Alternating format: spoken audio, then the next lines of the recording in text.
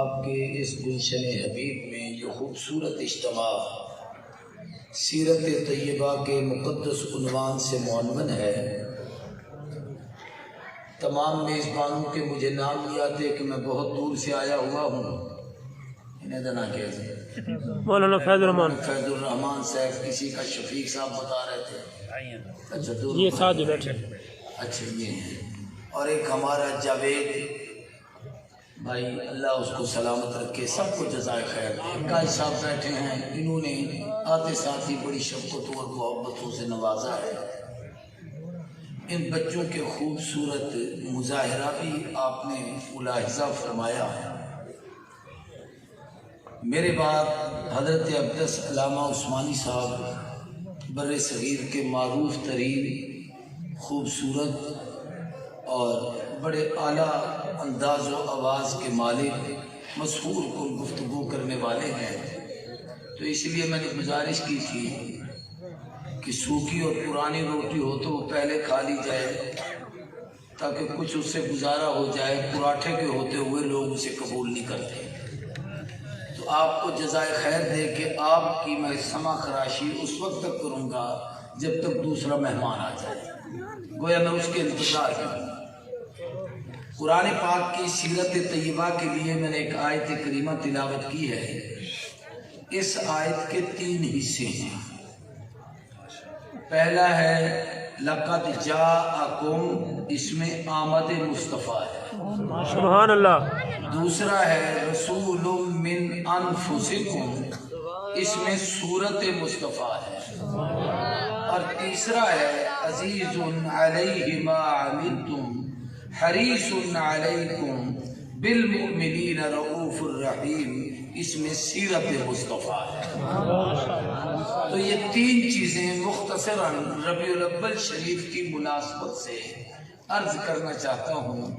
ولادت، صورت، سیرت، اور ان تینوں کے ساتھ 3 چھوٹے سے لفظ یاد کر لیں کہ میرے آقا ولادت میں بے مثال ہے، کہ جیسی میلاد آپ کی ہے کائنات میں کسی کی نہیں۔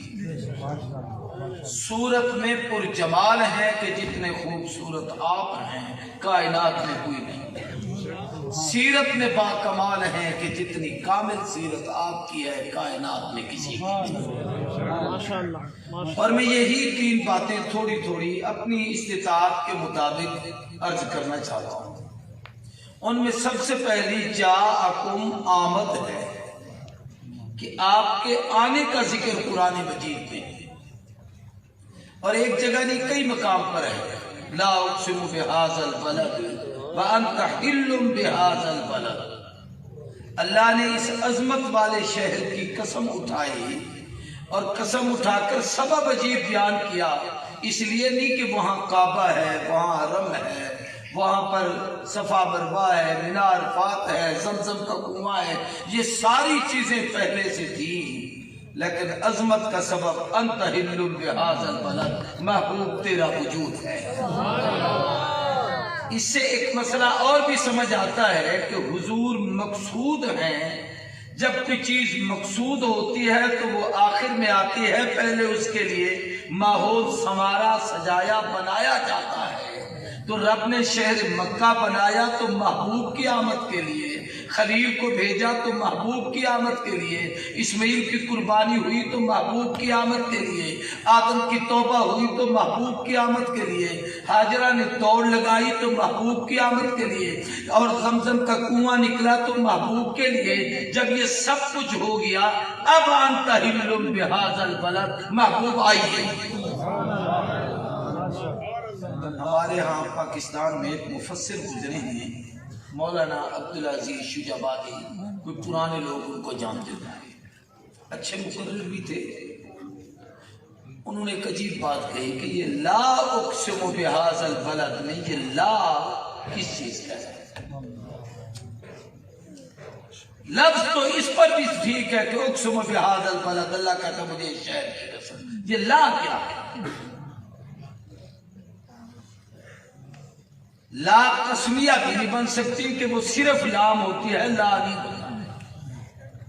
नाफिया भी नहीं कि अल्लाह कहे मैं इसकी कसम नहीं उठाता, ये ला जायदा भी नहीं कि कुरान में कोई जायद हर्फ नहीं आता। तो ये है क्या चीज? कहीं वो इनको देखकर मेरी तकरीर को ऊपर न उड़ जाए, मैं इसलिए इनसे बातें करना चाहता था, पता नहीं मैं किस तरफ चला जा रहा हूं। चलो मैं अभी उधर आ जाता हूं। तो वो फरमाते थे कि यहाँ इसको नफी के माने में रखो। अल्लाह कहता है महबूब बड़ी अजमत वाला शहर है मक्का, लेकिन मैं कसम नहीं उठाता इसे। अल्लाह क्यों नहीं उठाते?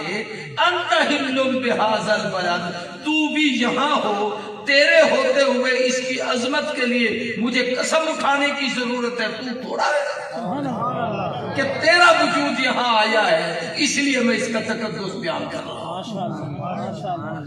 तो मैं अर्ज कर रहा था कि पहली चीज हुजूर की विलादत है। विलादत में बहुत सारी चीजें हैं जिसको इस वक्त खोला जा सकता है, उनमें से 2-3 बातें अर्ज करना चाहता हूं। सबसे पहली बात यह है, अकाबिर का इस पर इत्तफाक है कि हुजूर की विलादत रबीउल अव्वल के महीने में है। कौन से महीने में? सिवाय मेरे पीरान पीर शेख अब्दुल कादिर जिलानी के कि उन्होंने 10 मुहर्रम लिखे। तो इससे ये भी पता चला कि कोई इख्तलाफ भी कर सकता है, लेकिन अकाबिर की उमूमियत इस पर गई कि रबीउल अव्वल का महीना था। इस पर भी इत्तफाक है कि हुजूर की विलादत का दिन सोमवार यानी पीर का दिन था। इस पर भी इत्तफाक है कि सुबह का वक्त था। इसमें इख्तलाफ है कि तारीख क्या थी।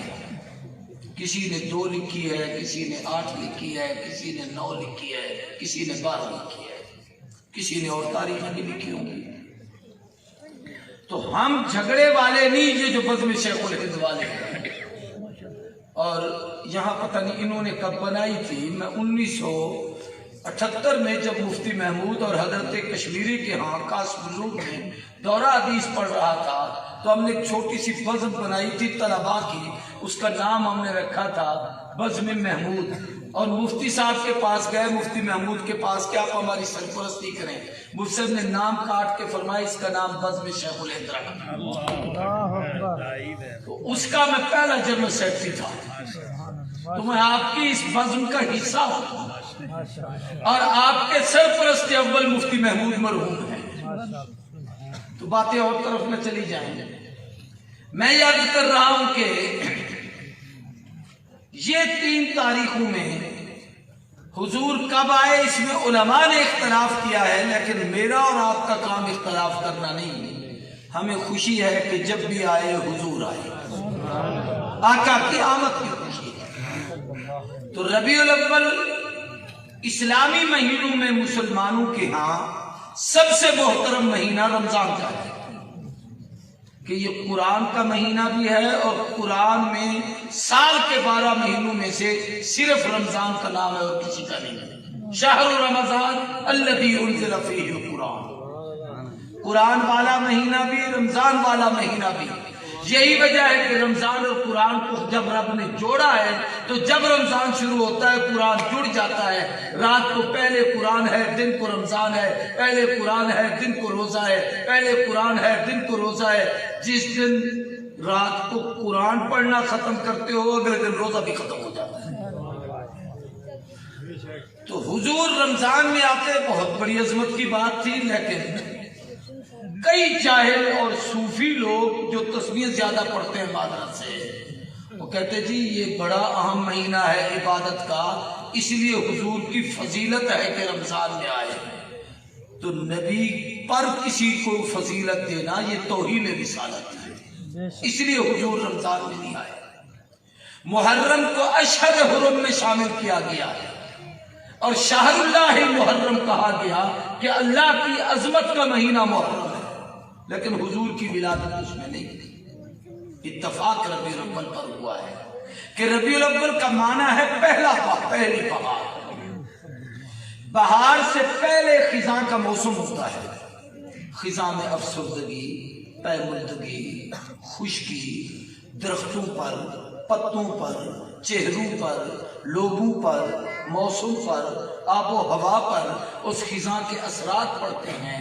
ہر ایک پر ایک عجیب کیفیت ہوتی ہے، لوگ مرجھائے مرجھائے لگتے ہیں، جی خزاں ہے۔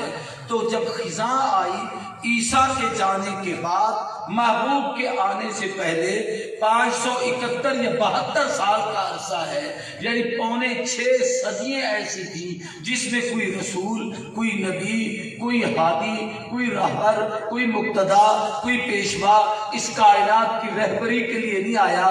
جب پوری دنیا میں کفر کا اندھیرا چھا گیا، ظلمت کا بسیرا چھا گیا، گمراہی کا ڈیرا چھا گیا، ہر طرف بے حیائی تھی، بے غیرتی تھی، بے ایمانگی تھی، شرک تھا، بدعات تھی، رسومات تھی، رواجات تھی، انسانیت دم توڑ چکی تھی، ظاہر الفساد فی البر والبحر کا سما بن گیا تھا۔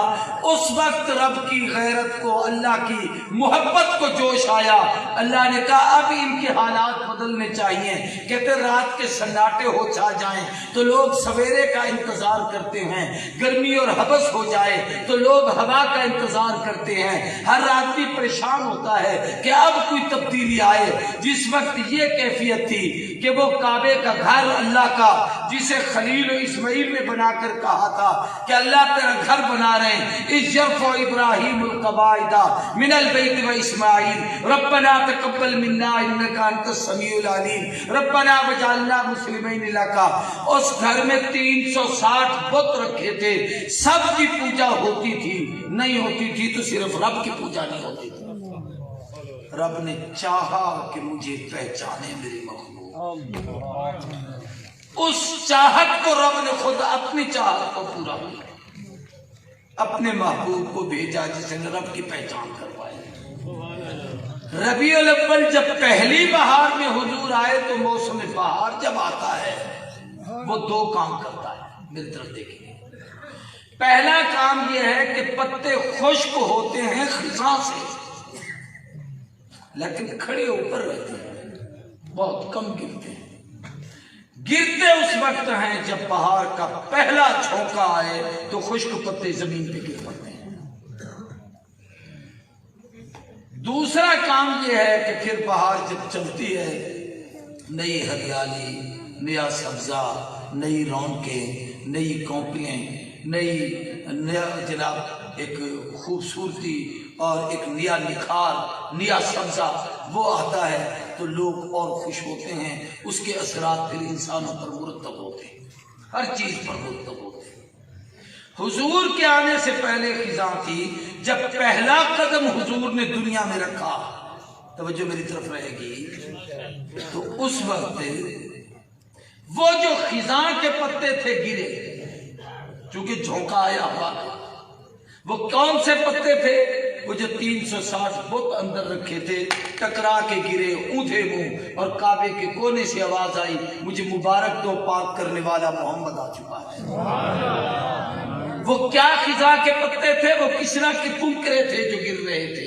وہ کیا خزاں کے پتے تھے؟ وہ ایران کا آتش کدا، وہ مجوسی آگ کی پوجا کرنے والے، وہ یکسر بجھ گیا۔ یہ سارے واقعات اس لیے ہوئے کہ خزاں جا رہی تھی، بہار آ رہی تھی، ظلمت جا رہی تھی، محمد کی نبوت کی بہار آ رہی تھی۔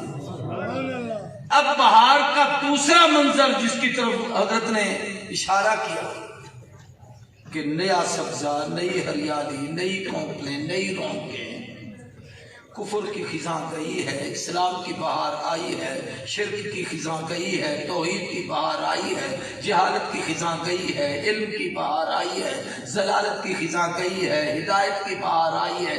یہ اس بہار کے اثرات تو ہیں کہ تاجر صدیق بنتا ہے، تلوار لے آنے والا عادل بنتا ہے، دولت مند ذی النورین بنتا ہے، کھیلتا بچہ علی بنتا ہے، یمنی ابو ہریرہ بنتا ہے، ابن مسعود فقیہ امت بنتا ہے، ابن عباس قرآن کا مفسر بنتا ہے، آتا ہے عربینی اجمی ہے، سیدنی حبشی ہے، گورانی کالا ہے، خوبصورت نی سانولا ہے، اپنا نی بیگانہ ہے، قریب کا نی دور کا ہے، گھر کا نی باہر کا ہے، آ نظر میں گیا ہے، چلتا زمین پہ ہے، پاؤں کے کٹ کے جنت میں سلائی۔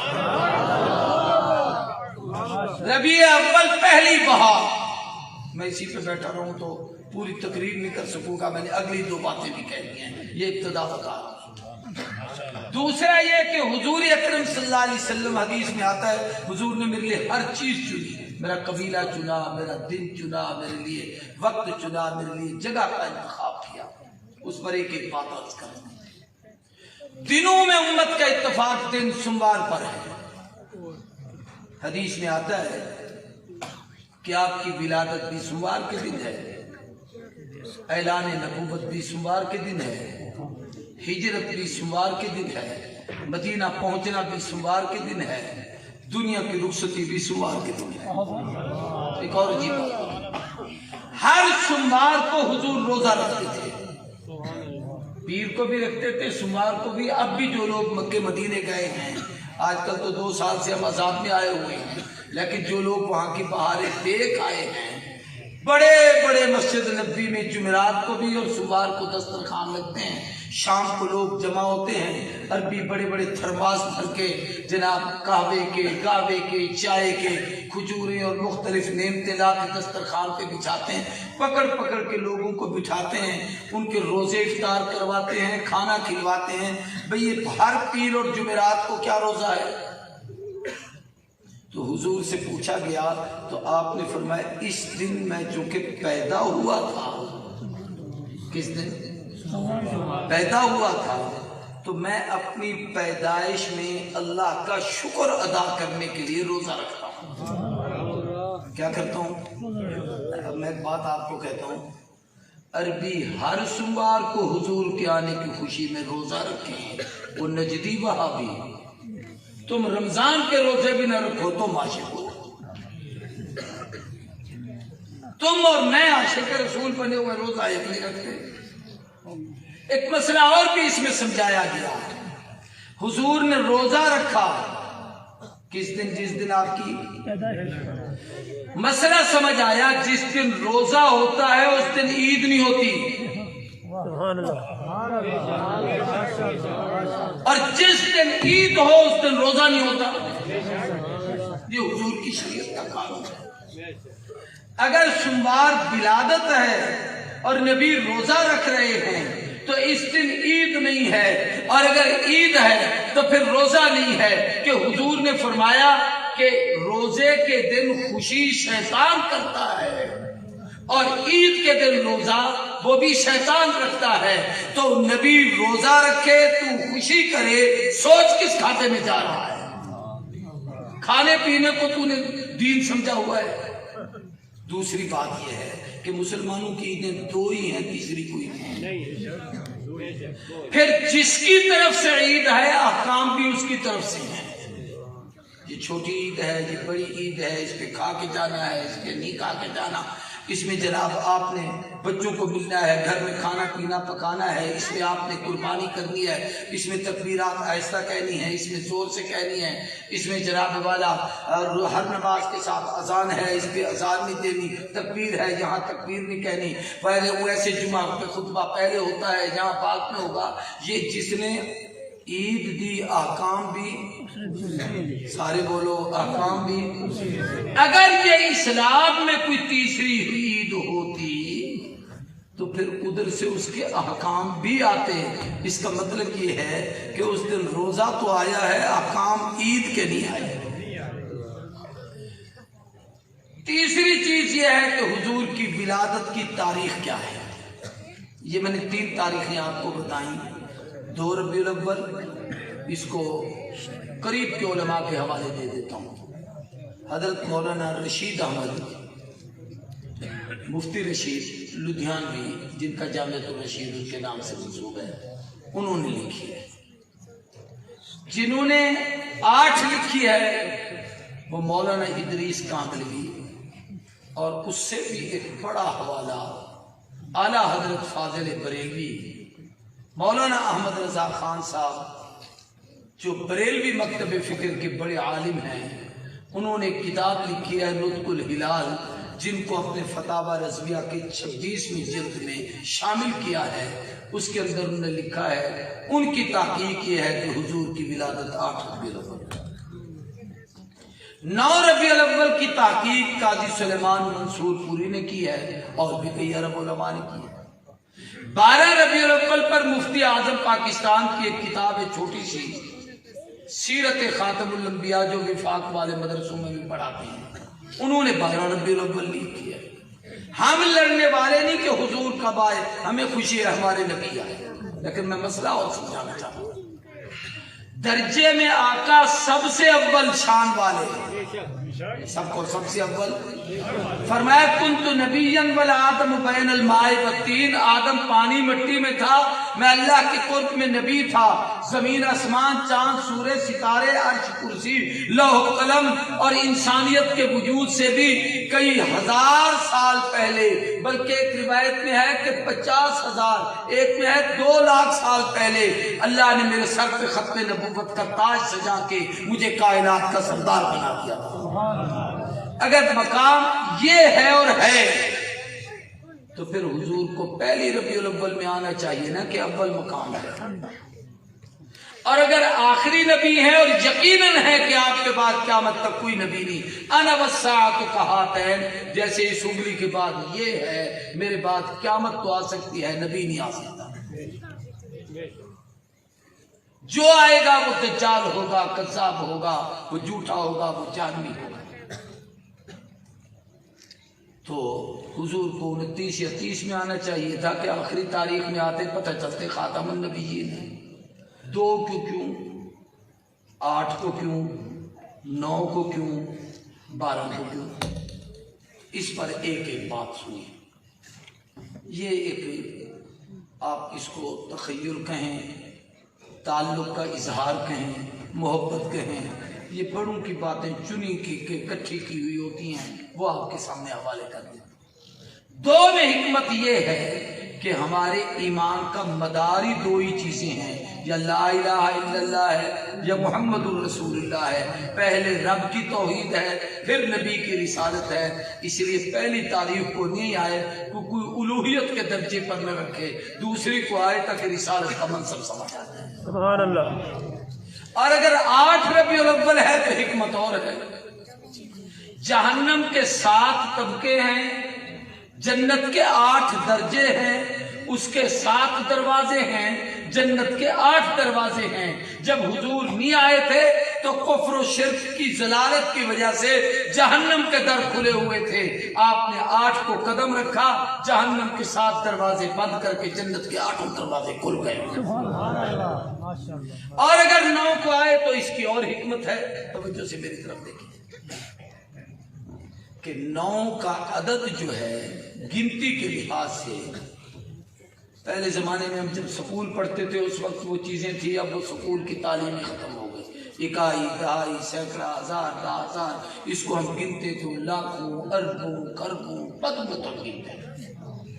अब तो किसी बच्चे को कहो ना 475 लिखो तो उसको नहीं लिखना आता। वो कहते क्या भाई 4, 7, 5, हाँ ये ठीक है, ये पता है उसको, ये पता नहीं ये 475 है। तो मैं याद कर रहा हूं, तवज्जो मेरी तरफ करें। आदात में इकाई का आखिरी अदद 9 है, यानी 1 हो, आखिरी हो और वो सबसे बड़ा अदद हो तो वो 9 का अदद है। तो अल्लाह ने 1 को भेजना था, सबसे बड़ा बना के भेजना था, सबसे आखिरी बना के भेजना था, इसलिए 9 को भेजा कि 9 अदद में आखिरी भी है, 1 भी है, बड़ा भी है, आने वाला नबी आखिरी भी है, 1 भी है और अंबिया में सबसे बड़ा भी है। एक हिकमत और भी है कि 9 का अदद टूटता नहीं। 9 को किसी हिस्से से ज़रब दे दो, 9 दूनी 18 लिखो, 8 और 1 9 बनेगा। 3 नम 27 लिखो, 9 और 3 27 बनेगा।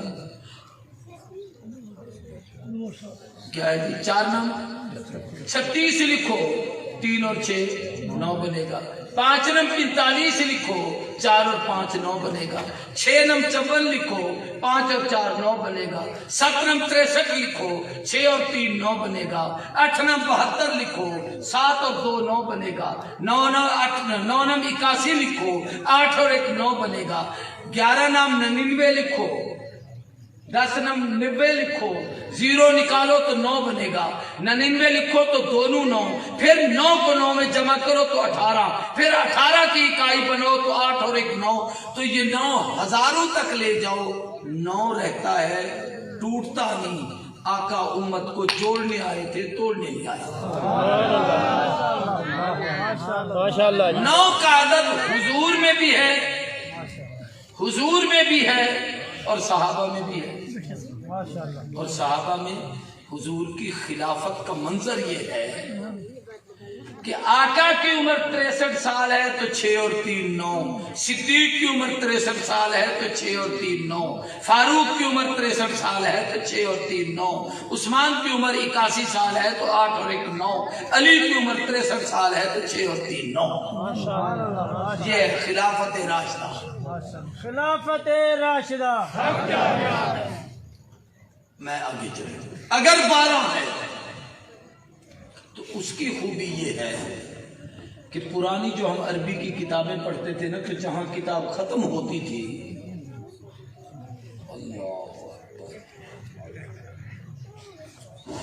नारे तकबीर, नारे तकबीर। ताजदार खत्म नबुव्वत शान मोहम्मद मुस्तफ़ा, शान सहाबा अलामा शबीर अहमद उस्मानी साहिब, नारे तकबीर। खिलाफत राशिदा, खिलाफत राशिदा। अगर 12 की तारीख है तो हमें तो कोई इतराज नहीं, लेकिन इस पर इत्तेफाक है कि हुजूर का विसाल भी 12 को है। और ये मैंने अभी हवाला दिया मौलाना अहमद रजा खान साहब का, उन्होंने भी लिखा है। तो विलादत भी 12 है, विसाल भी 12 है। इस पर एक अजीब बात है कि पुराने जमाने में जब उर्दू पढ़ी और लिखी और फारसी पढ़ी जाती थी, तो जहां इबारत का पैरा खत्म होता था तो उसके आगे छोटा सा हिंसा लिखा होता था 12। ये जो मदरसों के उलमा और ये माशाल्लाह मुताला करने वाले लोग हैं, ये उन किताबों को पुरानों को देखें तो अब भी लिखा है। हमने अपने उस्तादों से पूछा था, उस्ताद जी ये 12 क्या है? उन्होंने कहा 12 हद की अलामत है। जब किसी चीज की हद मुतय्यन करो ना कि ये इसकी हद है, वो दीवार मदरसे की हद है, ये जलसागाह की हद है, ये इधर से ये हद है, उधर वो हद है। हद के लिए हद में 2 हर्फ हैं, हा और दाल। हा के इल्मुल आदाद में 8 अदद हैं, दाल के 4 हैं, 8 और 4 12। तो ये अलामत है हद की। अब समझिए, हुजूर 12 को आए, 12 को गए, इशारा करके बताया, हद में आए, हद में गए। ये आने की हद, वो जाने की हद। फिर हुजूर ने हुदूद सिखाई, तौहीद की हद, रिसालत की हद, क़यामत की हद, शरीयत की हद, अहकामात की हद, हुकूक की हद, मसाइल की हद, आदात की हद, इबादात की हद, नेकी की हद। फिर बुराइयों की हदें बताई और कहा तिल्का हुदूदुल्लाहि फला ताअतूहा, अल्लाह की हदें हैं, हद में रहो, इससे बाहर न जाओ। मसला समझाया, जिसके आने की हद हो, जाने की हद हो, रहने की हद हो, खाने की हद हो, पीने की हद हो, जिंदगी की हद हो। जो हद में हो वो अब्द होता है, जिसकी कोई हद नहीं वो एक अहद होता है। सुभान अल्लाह। रब है जिसकी कोई हद नहीं, मखलूक है जो हद में पाबंद है। तो मैं अगली बात शुरू करता हूँ कि हर चीज में अल्लाह ने महबूब का इंतखाब किया। जाअकुम, ये आमद है। हुजूर की तशरीफ आबरी हर लिहाज से बेमिसाल है। हजारों बच्चे रोजाना पैदा होते हैं। अभी एक आदमी एक और मसला पूछ रहा था, तो मैं उस पर भी छोटा सी रोशनी डाल दी। मेरे आप में और आम इंसान में, हम सब में और नबी की इंसानियत में, सिर्फ कब्र में नहीं, आलम दुनिया में आने से लेकर माशरनी जन्नत में पहुंचने तक पूरी जिंदगी नबी की आम लोगों की बात है। क्या मतलब? आलम अरबा में हुजूर भी थे, हम भी थे, लेकिन वहां रब की तौहीद का दर्स कालू बला शहीदना कहकर हुजूर ने दिया है, किसी और नबी ने भी नहीं दिया। ये हुजूर की खत्म नबूवत की भी अलामत। ماں کے پیٹ میں سب آتے ہیں مگر جب حضور آئے ہیں، ہر بچہ ماں کے لیے ایذا کا باعث ہے، ماں کو دکھ دیتا ہے، تکلیف دیتا ہے، پریشان کرتا ہے، ماں کو متلی آتی ہے، قے آتی ہے، ڈاکٹروں کے پاس ہسپتالوں میں لے کے جاتے ہیں، لیکن اکیلے حضور ہیں کہ والدہ کے بدلے اکھر میں آئے ہیں تو اماں کہتے ہیں حضور کے آنے سے مجھے کوئی طبیعت اکتائی نہیں، کبھی پریشان نہیں ہوئی، کبھی متلی نہیں آئی، کبھی قے نہیں آئی، بلکہ عجیب کے پسینہ مجھے آتا تھا، کستوری کی خوشبو ہوتی تھی، میں چلتی تھی تو جس راستے سے گزرتی تھی وہ راستے خوشبو سے مہک اٹھتے تھے، میرے سر پہ بادل سایہ کرتے تھے، میں بکریاں چرانے کے لیے جاتی تھی تو جناب والا اس وقت یہ کیفیت تھی کہ بکریاں میرا چہرہ تکتی تھی، اور اس سے بھی عجیب بی بی نے کہا مجھے وہ پہاڑ بھی یاد ہیں، مجھے وہ پتھر بھی یاد ہیں جو مجھے سلامی دے کے کہتے تھے بشرا لک یا آمنہ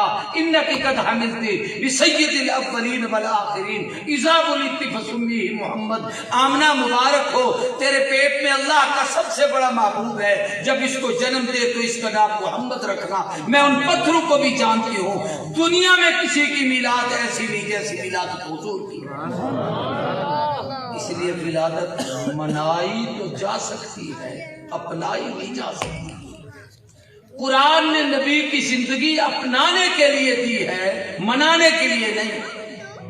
تمام غیر مسلم یا باقی نبیوں کے ماننے والے یہودی اور عیسائی اور دیگر لوگ، ان میں اور حضور کی امت میں یہی فرق ہے کہ وہ دن صرف مناتے ہیں کہ ان کے پاس نبیوں کی سیرت نہیں، تعلق بنانے کے لیے آج فلانا ڈے ہے، آج کرسمس ڈے ہے، آج فلاں ڈے ہے، وہ مناتے ہیں، ہم اپناتے ہیں، اس لیے کہ ہمارے پاس پورے نبی کی سیرت ہے کہ داڑھی ایسی تھی، آپ کا حلیہ مبارک یوں تھا، آپ صلی اللہ علیہ وسلم اپنی مونچھوں کو یوں بناتے تھے، سر پہ پگڑی ایسے رکھتے تھے، کھانا یوں کھاتے تھے، پانی یوں پیتے تھے، کام کاج یوں کرتے تھے، ایک ایک عمل چونکہ سیرت کی کتابوں میں محفوظ ہے تو ہمارے نبی کی زندگی ہمیں اپنانے کے لیے ہوگی۔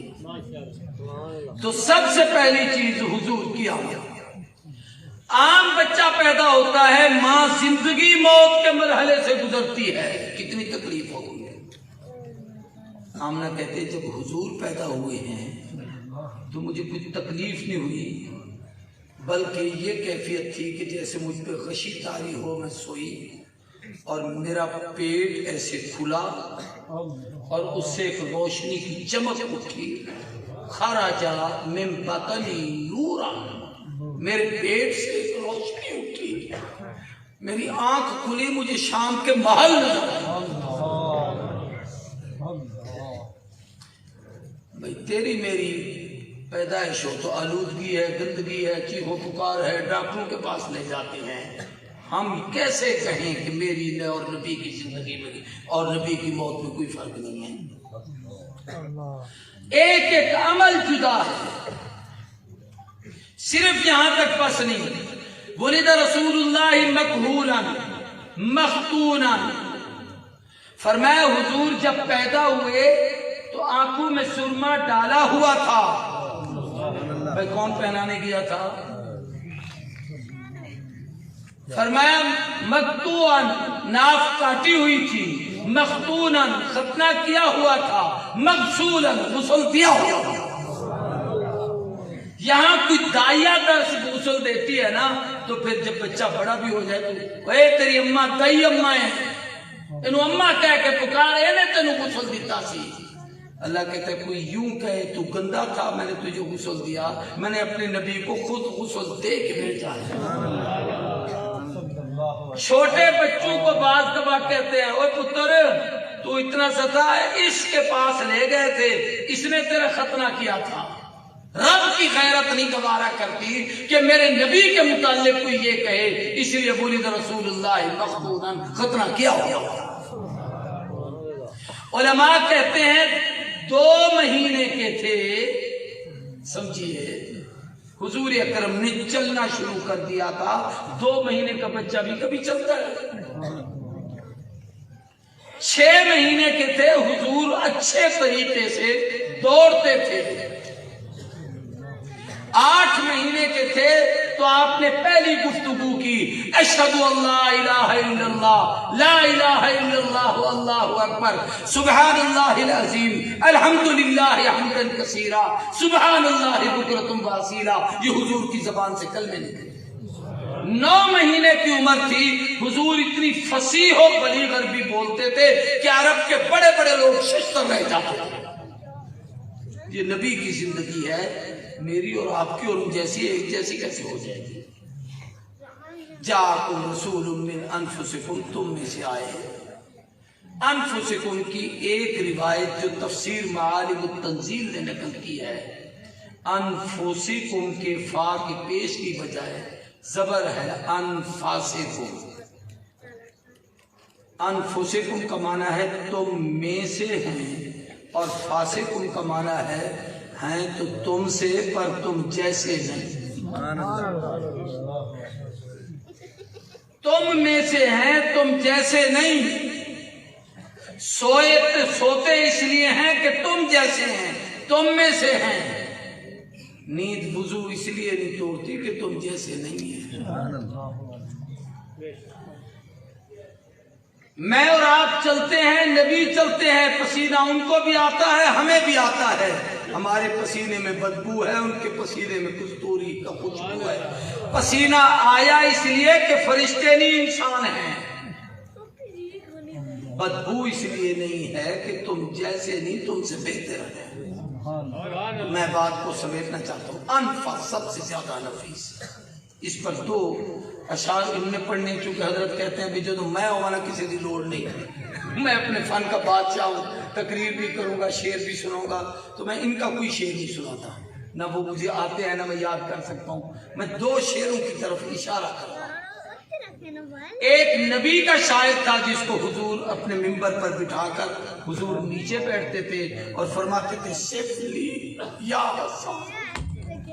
किसी को अपने मुंह पे अपनी तारीफ सुनने की इजाजत नहीं, क्योंकि हमारे अंदर गुरूर आएगा, तकब्बुर आएगा, बढ़ाई आएगी। मेरी कोई हैसियत है, क्या बात है, मुझे अलामा कहा जा रहा है, मुझे हजरत एजाज दे रहे हैं, मेरा नाम कह रहे हैं, मुझे यूं कहा जा रहा है।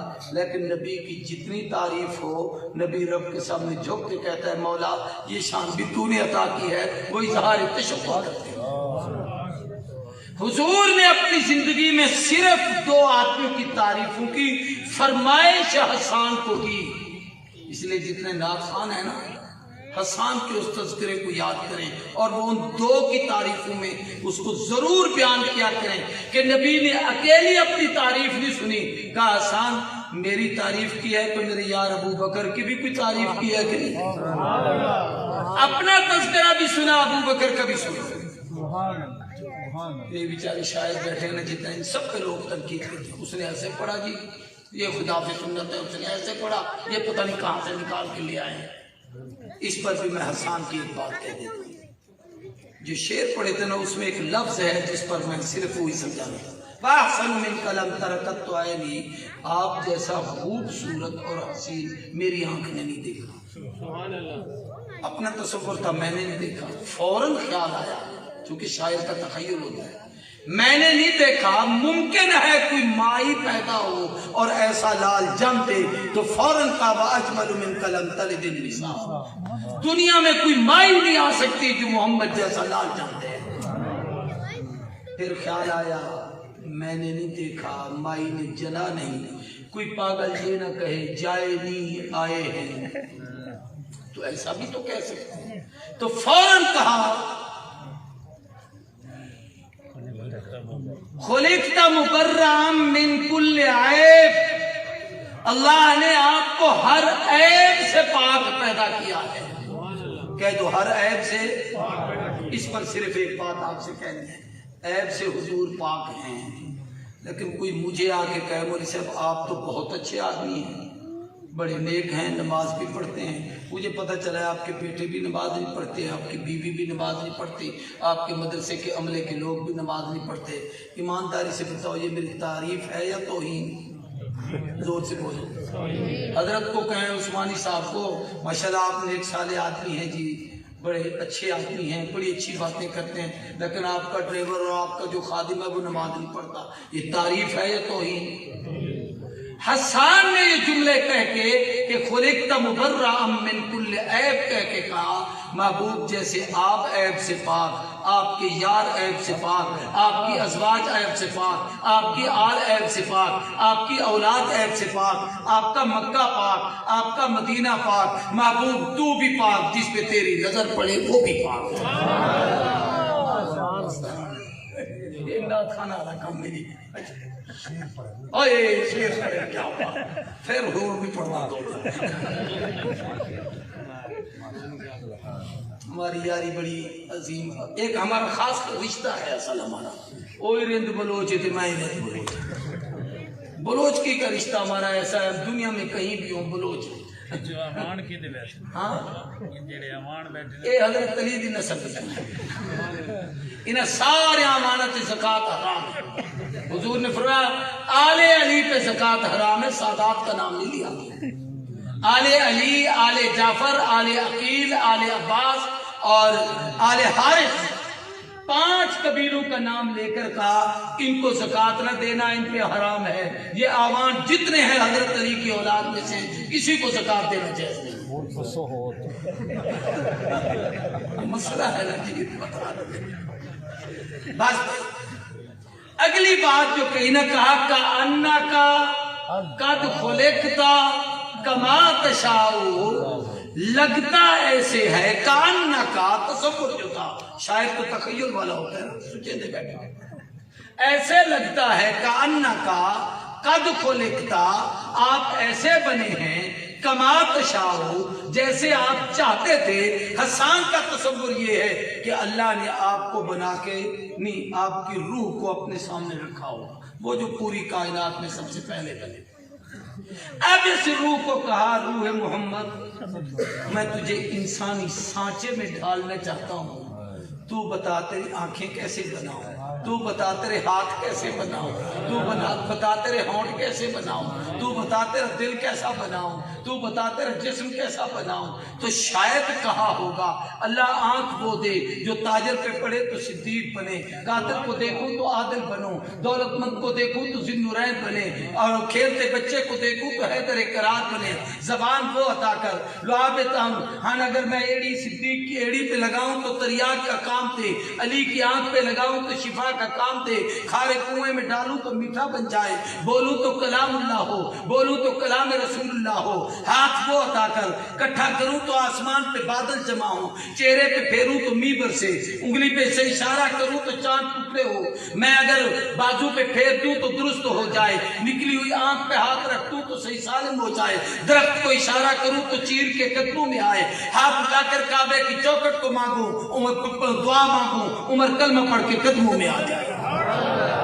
قدم اگر میری مرضی کے مطابق کوئی نعرہ نہیں، بس ہونا حضرت قدم میری مرضی کے مطابق بنانے تو پھر ایسے بنا، مکے کی پتھریلی دھرتی پہ رکھوں کو مکرمہ بنے، کھجوروں کے شہر میں آؤں تو مدینہ منورہ بنے، بیت المقدس میں قدم رکھوں تو میں امام الانبیاء بنوں، بیت المعمور میں قدم رکھوں تو امام الملائکہ بنوں، تیرے عرش پہ پہنچوں تو وہ بھی ناز کرے۔ سبحان اللہ۔ کسی عاشق نے کہا تھا یہی لا مکان کے مکین ہوئے، یعنی حضور ہے، یہی لا مکان کے مکین ہوئے، سر عرش تخت نشین ہوئے، یہ نبی ہے جس کا ہے وہ مکان، وہ خدا ہے جس کا مکان ہے۔ یہ عرش مکان یہ سب کچھ محبوب کے لیے ہے، وہ تو ہے ہی لا مکان۔ تو کما تشاء کا یہ جو تصور ہے، حضور کہتے ہوئے حسان کفر دا کلمہ رب دی مشیت کے بغیر ایک میں میرے چاہنے پہ میں کیسے بناؤں، جیسے رب چاہتا تھا ویسے بنائے، غلط کہتے ہو، تمہیں بولنے کا پتہ نہیں ہے کیا کہہ رہے ہو۔ حضور نے جملہ سن کے فرمایا ایدک اللہ بروح القدس، جبریل تیری تائید کرے، کتنا اچھا تصور تو نے پیش کیا۔ لیکن اگلی بات بھی کہہ دیتا ہوں کہ قصائد حسان کے ایک نسخے میں یہ تشاؤ کی بجائے یشاؤ بھی ہے۔ یشاؤ کا معنی ہے، تشاؤ کا معنی جیسے آپ چاہتے تھے ویسا بنایا، اور یشاؤ کا معنی ہے کہ جیسے وہ چاہتا تھا کہ میرا محبوب ایسا ہو، اس نے ویسا بنایا۔ سبحان اللہ۔ اللہ پھر تو کیا چاہتا تھا؟ فرمایا میں چاہتا تھا کہ میں جب بنا لوں پھر اس کی آنکھوں کو دیکھوں بھی صحیح، ما زاغ البصر بھی کہوں، ہونٹوں کو دیکھوں بھی صحیح، شفتین بھی کہوں، زبان کو دیکھوں بھی صحیح، لا تحرک به لسانک بھی کہوں، چہرے کو دیکھوں بھی صحیح، والضحیٰ بھی کہوں، سبحان اللہ، سبحان اللہ، الم نشرح لک صدرک دیکھوں میں کہوں، میں اس کے دل کو دیکھوں بھی صحیح، ما کسب الفؤاد کہوں، میں چاہتا ہوں میرا یار ایسا ہو جیسا چاہا ہے ویسا بنایا۔ سبحان اللہ، سبحان اللہ۔ دنیا میں حسان کے بعد اگر سب سے زیادہ شاعری میں کسی کو شہرت ہوئی ہے تو وہ فارسی کے بابا شیخ سعدی ہیں، لیکن اس کے سارے کلام سے ہٹ کر 2 شعر ایسے ہیں جو تقریباً ہر مسجد کی زینت ہے۔ وہ ایک قطع ہے، بلغ العلا بکمالہ کشف الدجا بجمالہ حسنت جمیع خصالہ صلوا علیہ وآلہ۔ کہتے ہیں بابا نے یہ 3 مصرے لکھ لیے، بلغ العلا بکمالہ، عرش اولا کی بلندیوں تک اللہ نے پہنچایا، یہ کمال نبوت ہے۔ کشف الدجا بجمالہ، آپ کے وجود سے، آپ کے نور سے، آپ کی نبوت سے، آپ کے حسن سے دنیا کے اندھیرے چلتے ہیں۔ حسنت جمیع خصالہ، آپ کے آداب، صفات، کمالات، گفتگو، رہن سہن، ایک ایک عمل اتنا اچھا کہ دنیا مثال نہ دے سکے۔ اب حضور کی سیرت تو 3 مصروں میں اس نے بند کر دی، اب سوچنے لگا چوتھا کیا کروں۔ بابا چلتے پھرتے پریشان اور اسی کو رٹا لگاتے لگاتے مدینے پہنچ گئے، روضہ اطہر پہ جا کے بیٹھے اور یہی پڑھ رہے ہیں، بلغ العلا بکمالہ، سورۃ میں تو نہیں دینا، بلغ العلا بکمالہ کشف الدجا بجمالہ، بار بار یہ حسنت جمیع خصالہ پڑھ رہے ہیں تو آنکھ حضور نے فرمایا سعدی کیا لکھ کے لائے ہو؟ حضرت یہ ہے اور یہ نامکمل ہے، چوتھا مصرع بن نہیں پایا رہا کہ میں کیا کروں۔ حضور نے فرمایا جس کی اتنی تعریف کی ہے تو اب اس کو کہہ دینا صلو علیہ وآلہ، سبحان اللہ۔ کہ مالک اس پر بھی، اس کی آل پر بھی درود بھیج، یہ کہہ دینا، اس میں اور سوچنے کی کیا بات ہے۔ تیسری چیز کی بات ختم کروں، حضور کی سیرت ہے۔ سیرت کے 3 چیزیں قرآن نے یہاں بیان کی، ایک ہے عزیز علیہ ما عنتم، تمہاری تکلیف نبی کو برداشت نہیں، خنجر لگے کسی کے تڑپتے ہیں ہم میر، سارے جہاں کا درد ہمارے جگر میں۔ حضور کو امت کی تکلیف برداشت نہیں، اس لیے جتنی سیرت کی باتیں علماء سے سنتے ہو کبھی عمل نہیں کیا کرو۔ رات کو بستر جھاڑا کرو، ممکن ہے سونے لگو اس میں کوئی سوئی ہو، کوئی کانٹا ہو، کوئی بھیڑ ہو، کوئی بچھو ہو، کوئی سانپ ہو، تمہیں کاٹ دے، تکلیف تمہیں ہوگی۔ احساس 1500 سال پہلے نبی کو ہے عزیز علیہ ما عنتم، تمہیں ان کی تکلیف، ان کو تمہاری تکلیف گوارا نہیں۔ جوتا پہننے سے پہلے صاف کر لیا کرو، کہیں اس کے اندر کوئی چیز تمہیں تکلیف نہ دے دے۔ ایسے ایسے انمول پانی پینے کا طریقہ سکھایا ہے، پینے سے پہلے دیکھا کرو اس میں کوئی جراثیم نہ ہو، کوئی کیڑا مکوڑا نہ ہو، کوئی تنکا نہ ہو، تمہارے اندر چلا گیا تو تکلیف نہ ہو جائے۔ حریص علیکم، خیر پہنچانے میں سب سے زیادہ حریص ہیں، اور عملی زندگی بھی حضور کی حریص علیکم کا مصداق ہے۔ ہمیں 5 نمازیں پڑھی بتائیں تو ان میں بھی کہتے ہیں بس سویر دی تے پڑھ لینا تے باقیاں دا پھر ذرا اودے نال بخشا تے جمع کرنا، بھائی ایک پڑھ لے، بھائی کدی کدی پڑھ لینا، میں کہتا ہوں کہ روٹی کدی کدی کھا لینا، جس دن پڑھو اس دن کھاؤ، جس دن نہ پڑھو پھر نہ کھایا کرو۔ امت کو حضور نے 5 بتائی، خود وہ جو 50 معراج میں اتری تھی ساری پڑھی ہے۔ میں نے اس پر ایک محنت بھی کی ہے شاید کہ وہ 50 نمازیں بھی جمع کی ہیں جو معراج کی، چاشتی ہے، اشراق بھی ہے، وابین بھی ہے، تحیۃ المسجد بھی ہے، تحیۃ الوضو بھی ہے، استسقاء بھی ہے، کسوف بھی ہے، خسوف بھی ہے، اسی طریقے سے جناب صلاۃ التسبیح بھی ہے، اور بھی نمازیں ہیں، صلاۃ الحاجہ بھی ہے جناب۔ یہ ساری نمازیں اکٹھی کر لو تو یہ 50 نمازیں وہ بنتی ہیں جو حضور کو ملی تھیں، باقی سب نفل کے درجے میں چلی گئی، فرض صرف 5 رہی ہیں، لیکن پیغمبر نے ساری پڑھی ہے، یہ عملی زندگی۔ آخری بات فرمایا بالمؤمنین رؤوف الرحیم، ایمان والو جیسے میں بالناس رؤوف الرحیم ہوں، میرا نبی بالمؤمنین رؤوف الرحیم، اہل ایمان کے ساتھ سب سے زیادہ محبت اور ہمدردی کرنے والے۔